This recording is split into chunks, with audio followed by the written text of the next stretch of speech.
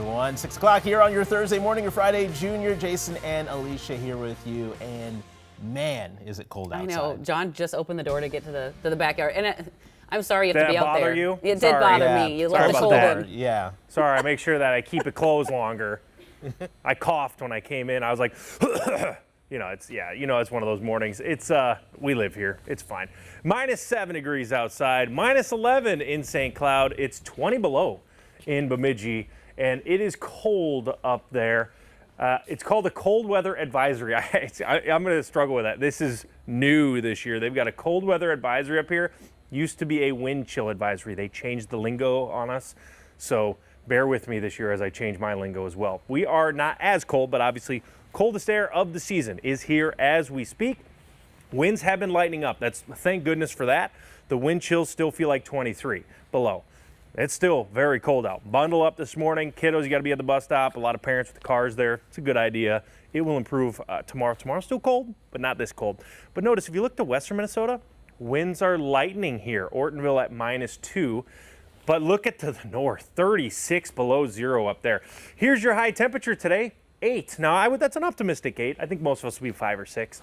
Look at this up to the north, -6 for high in Bemidji, -4. That Arctic sunshine today. We will be tracking a little bit of snow trying to come in here on Saturday morning. I'll time it out in your forecast.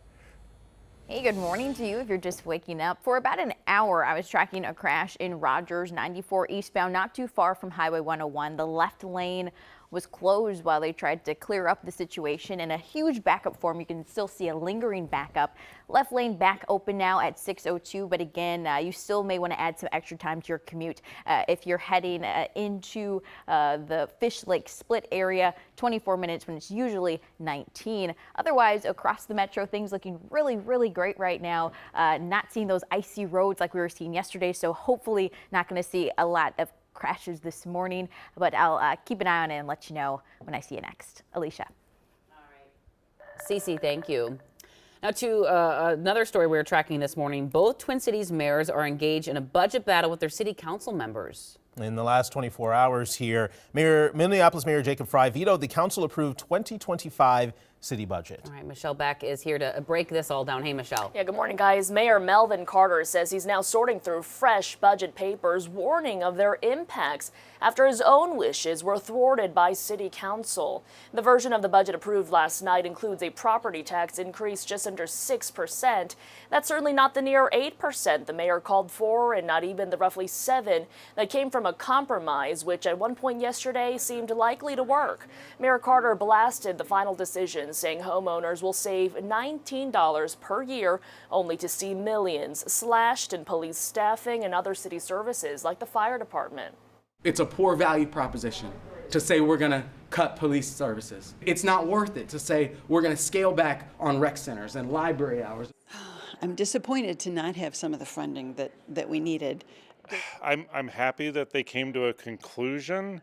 I'm upset, though. I feel like the budget is very short-sighted. And of course, there are other St. Paul residents who think the increases in property taxes need to slow down. That's why one council member says she voted for this budget. Jason. All right, Michelle, thank you. And as we mentioned before, Mayor Jacob Frey vetoed the Minneapolis City Council's budget. He called it irresponsible and saying council members need to love the city more than their ideology. The mayor did approve a property tax levy increase of 6.8%, down from the 8.3% he initially proposed. But the overall budget, he says, is reckless and full of pet projects. This budget cuts needs and adds wants.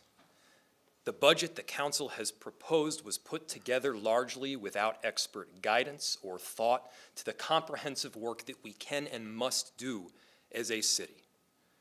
We need to be doing the basics better right now in Minneapolis. A city council president, Elliot Payne, called the mayor's decision, quote, reckless. We're told the council will vote on whether to override the mayor's veto as soon as today. Also today, the Hennepin County Board has its own 2025 budget to approve. It's planning for a 5.5% increase to the property tax levy in the hopes of raising more than $1 billion in revenue. The median homeowner would pay an extra $44 a year.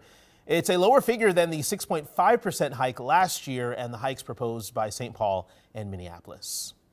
Well, as John mentioned, this morning is even colder than what we were feeling yesterday morning, well below zero right now. And so as you head out the door, layering will be your key to staying warm out there. Audrey Russo is live in Minneapolis with what you should know as you get ready to leave the house this morning. Hey, Audrey.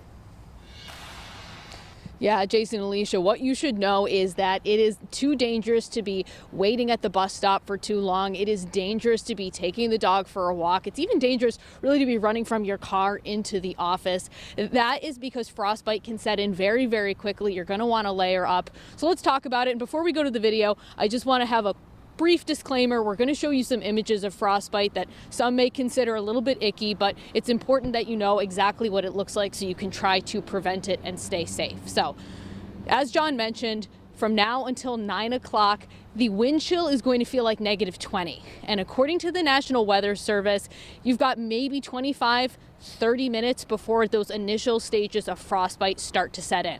So it looks like grayish patches on the skin, waxy, very, very firm to the touch.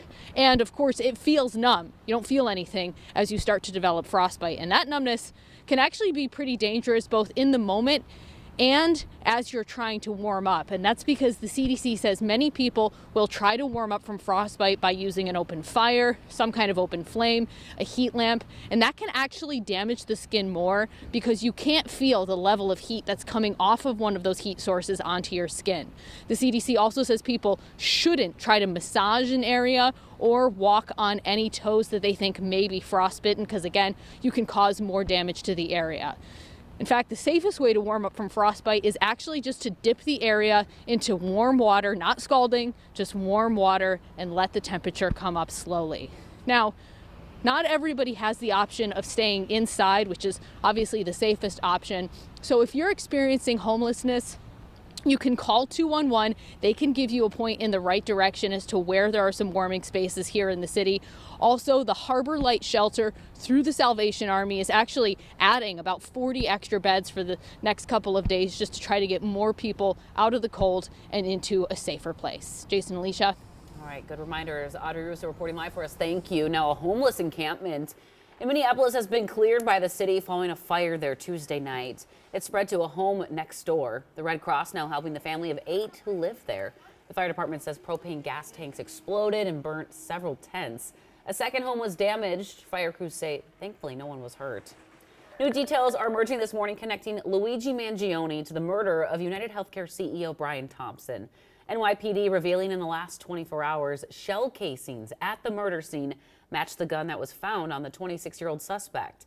They say his fingerprints also matched a water bottle and protein bar wrapper police say that he purchased at a nearby coffee shop while awaiting Thompson. Right now, prosecutors in New York are working to extradite Mangione, but his defense team has 2 weeks to file a challenge.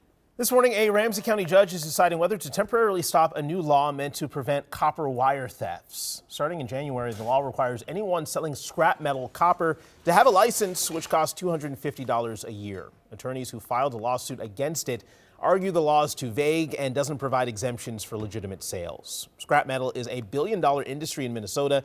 Companies would face penalties for buying copper metal from people without a license, and the material could end up in a landfill instead. A judge is expected to make a ruling next week.